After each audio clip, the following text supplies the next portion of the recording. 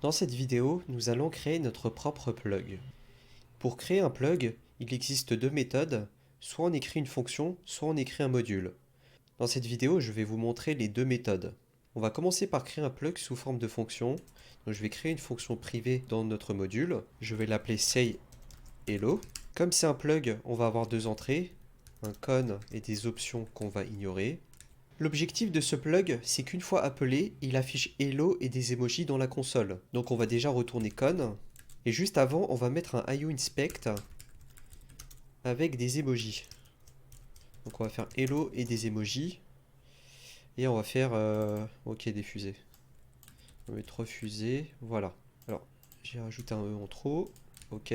Maintenant, pour appeler ce plug, on va signaler en haut du module qu'on doit l'appeler en faisant plug atom sayHello. sayHello, ici, c'est un atome qui va représenter le nom de notre fonction. En écrivant cette ligne, ce plug va s'enclencher avant l'appel de chaque action du module. Dans ce module, page contrôleur, on n'a qu'une action index. Donc quand on va appeler l'action index, on va faire appel au plug sayHello juste avant de lancer la fonction.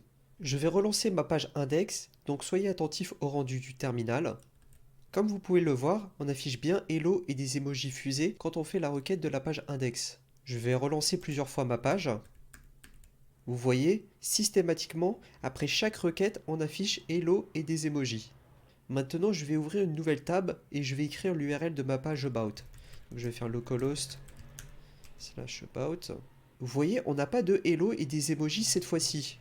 Pourquoi? Je vais retourner dans mon éditeur de code. L'action about est définie dans un contrôleur static pages, qui est juste là. Dans static pages, on n'a pas d'appel à notre plug sayHello. Donc c'est normal que le plug ne s'appelle pas. Tandis que dans page contrôleur, on fait bien l'appel à notre plug.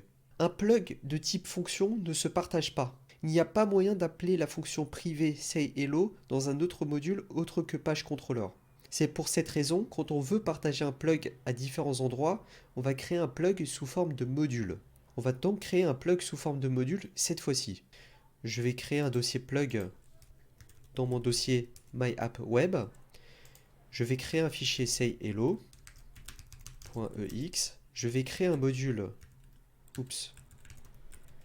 myappweb.plug.sayHello. Pour créer un plug sous forme de module, on doit implémenter deux fonctions, init et call. Je vais créer deux fonctions, init et une fonction call. La fonction init, c'est une fonction de configuration qui va être appelée avant call. Et call, c'est l'implémentation de notre plug. Init, c'est une fonction qui prend une seule entrée, des options. Donc nous, on ne va pas modifier les options mises par défaut, donc on va retourner les options telles quelles. Voilà.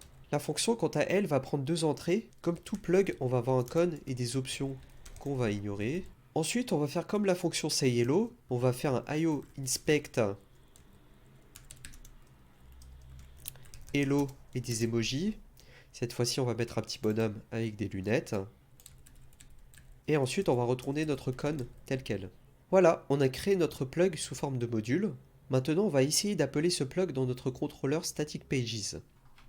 Donc, je vais recopier le nom du module.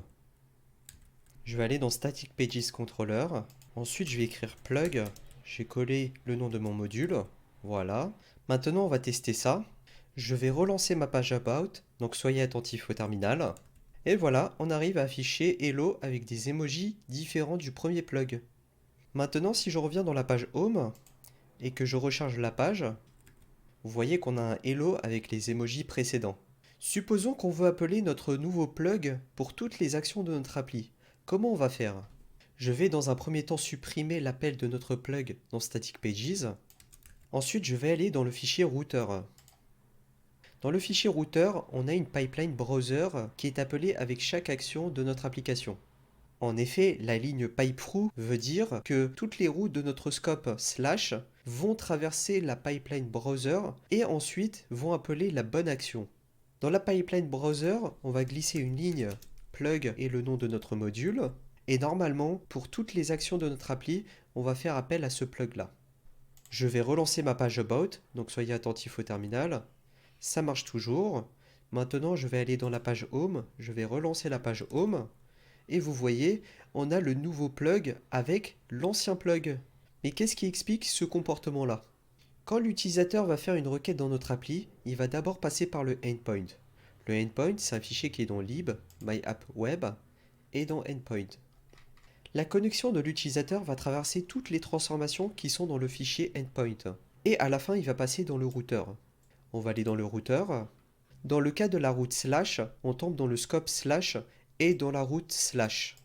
Maintenant, avant d'aller dans le contrôleur, on va traverser la pipeline définie dans pipethrough, c'est-à-dire browser. On va donc traverser tous les plugs qui sont dans la pipeline browser, y compris le say hello qui est dans le module plug. C'est pourquoi on affiche l'emoji avec des lunettes de soleil avant l'autre plug. Une fois qu'on a traversé toute la pipeline, c'est là qu'on va aller dans le contrôleur et dans l'action. On va aller dans page contrôleur. Dans page contrôleur, avant d'appeler la fonction index, on va passer par le plug sayHello. Et le plug sayHello, il est défini juste en bas. C'est pour ça qu'on affiche les fusées juste après le hello avec les petits bonhommes avec des lunettes de soleil. Une fois qu'on a passé ce plug-là, c'est à ce moment qu'on va appeler la fonction index et qu'on va render notre page index.html. Voilà comment s'enchaînent les différents plugs de notre action. En conclusion, on a vu dans cette vidéo comment créer un plug sous les deux formes possibles, sous forme de fonction et sous forme de module. Si vous voulez partager un plug entre différentes actions de votre appli, vous allez opter pour un module. Sinon, vous pouvez créer une fonction dans votre contrôleur et l'appeler dans ce même contrôleur.